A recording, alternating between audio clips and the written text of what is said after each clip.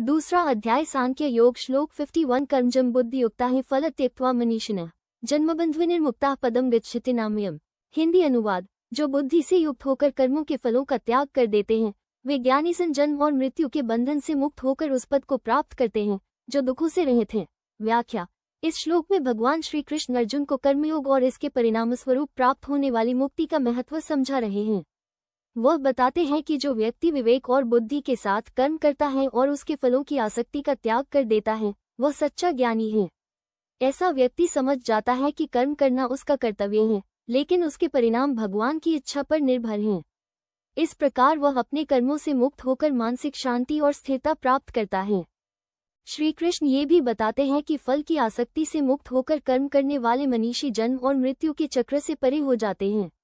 ये जन्म और मृत्यु का चक्र संसार, कर्मों और उनके परिणामों के आधार पर चलता है। जब व्यक्ति निष्काम भाव से कर्म करता है तो वह इस चक्र को समाप्त कर देता है। पदम गच्छति नामयम् का तात्पर्य है कि ऐसा व्यक्ति उस परम स्थिति को प्राप्त करता है जहाँ कोई दुख, अशांति या पीड़ा नहीं होती।